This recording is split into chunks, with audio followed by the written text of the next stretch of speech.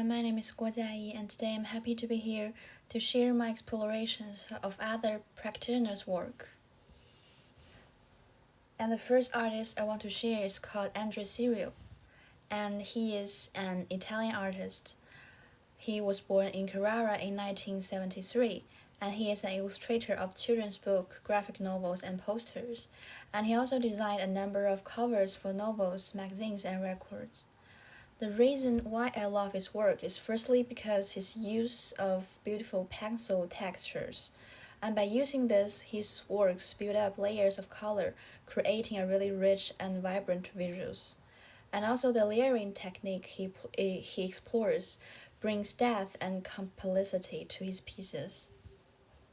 And secondly, he really knows how to use negative space. The areas of white space in his work contributes to a sense of balance and clarity. He really knows how to use negative space to enhance composition. And thirdly, I really like the dynamic motion he created by lines, dots, and plane. His lines are purposeful and directional, creating a rhythm within the artwork. And also, sometimes you can almost sense the movement of wind through his strokes, usually especially in plants. And I think his work has a strong emotional impact. They offer me a sense of peacefulness, and actually that's what I want to express through my work. As you can see, the lines in his work really has a rhythm and convey the shape of the wind. The second artist I want to share is called Hayao Miyazaki, and he is a legendary Japanese animator, filmmaker, and co-founder of Studio Ghibli. He is renowned for his beautifully crafted animated films. Why I admire him? Firstly, is because his detailed background. He created his backgrounds by gouache and other opaque watercolor pens, but have a strong coverage. That leads to a really rich and vibrant color. And also, because you have to pen layers by layers by hand, the color blended really naturally and leads to a really rich and harmonious compositions. And also his use of color is very unique. It offers me a sense of soothing and really healing for me. I especially like his depiction of nature. His portrait of greenery is really captivating, and his depiction of plants is both simple and elegant, with shapes that feel clean. And also, he will use strokes and arrange the strokes, which often suggest the movement of the wind. Also, I think the combination of hand-drawn techniques and digital art in his work is really inspiring. Because when we think of animation, I think the simpler design are often considered easier to modify, but his work uniquely incorporates hand-painted backgrounds, like using those watercolors, into his animations, which makes his work highly distinctive. And those hand-painted backgrounds with the simpler digitally drawn characters, the balance between these two elements is remarkably harmonious. That is some examples I found from one of his picture books, from the Spirited Away picture book. And the process show how firstly they paint with watercolor, they paint a water scene, and then they import the image into 3D software and animate water ripples, making them dynamic and lifelike. Also, there's another example showing how to animate the cloud in the backgrounds.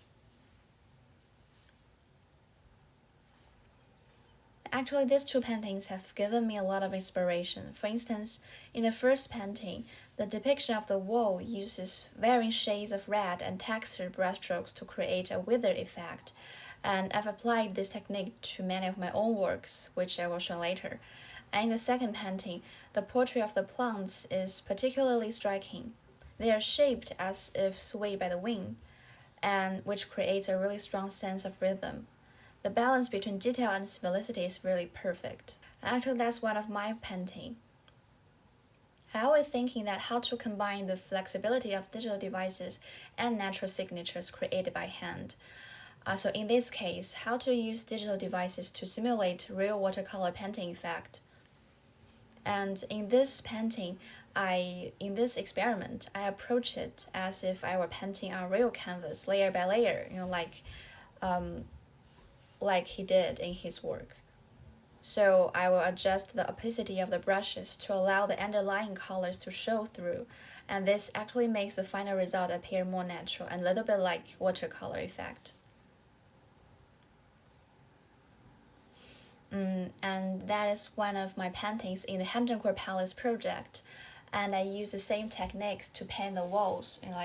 Like I first paint a yellow layer, and then add this contrast color called blue on it, and made them blend naturally. And the next practitioner I want to share is Zhao Dao, and she is a Chinese watercolor and ink painter. I think her work shares some similarities with Hayao Miyazaki's work, especially in terms of color use. I think they maybe uses some same materials, so the color are really soothing and vibrant. And the depiction of plants are similar as well. Their treatment of plants is full of vitality and details. But I think Zhao Dao's work has introduced some Chinese authentic. He used ink painting techniques with elegant lines. And also her work is more two-dimensional and stylized, focusing on the arrangement of dots, lines, and shapes rather than realism. You can see the left image, and the plant she creates is really flat and is carefully designed by the use of dots, line, plane.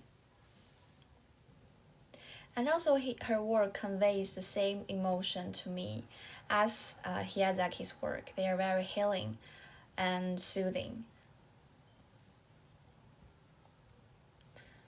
So let's move to another artist. This artist is called Gennady Izavil, and he is a Russian artist.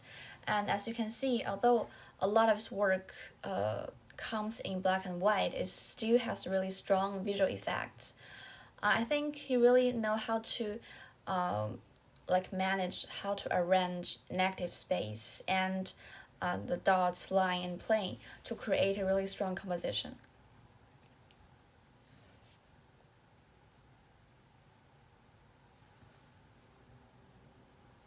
And this artist is called Jo Mitchell, and I came across her work in the Tate Modern Gallery. Diverse but not chaotic is what came to me at the first sight. Diverse but not chaotic is what came to me at the first sight of her work. And also I found them very really poetic, the strokes. So after I searched for more information online, I found that her work are indeed related to poetry. What makes this fine line bleed like a paper cut is a concept he tried to convey via her painting, which is also what I perceived through her strokes. It feels like every stroke on her painting can move, and the entire image has a sense of flow. And here comes the last artist I want to share. It's called George Seurat, and actually in my tutorial with Greg, he suggested I can reference his work to enhance my British Museum project. So I really like the soft and dreamlike authentic the atmosphere he make. And also I really like his display of light and shadow. In his paintings he makes the lighting feel both clear and impactful. And actually that really inspired my work. I plan to incorporate his lighting approach into my pieces, but in a more flat way.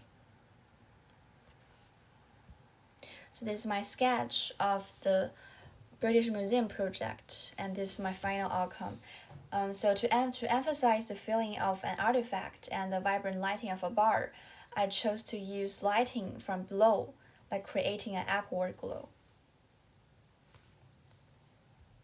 So here comes to my conclusion. I think the artists I admire, they share some similar signatures. Like firstly, I'm easily drawn to artists who has layered and rich use of colors. Whether it's Andrea Serio's layered pencil strokes or Miyazaki's watercolor backgrounds, I am drawn to them who can create like depth and richness in their work using subtle layering and harmonious color blending. And also, I really like atmospheric storytelling. I love artists who are good at creating distinct atmosphere and evoke specific emotions. For example, like Andrea Serio's work give me a sense of calm and peacefulness, and Miyazaki and Zhao Dao's work make me feel really healing. And actually, this ability to invoke emotions is something I want to express in my own work. And also, I really like the paintings which has a sense of order in the visuals. Like the Russian artist work and John Mitchell's work. They maintain a strong sense of visual order in their work by balanced use of dots, lines, shapes, and arrangements of strokes, so that they create composition that feel rich yet organized. And that's the harmonious blend or combination of complexity and order is something I appreciate and want to incorporate into my own work. So that comes to an end of my presentation. Thank you for your time.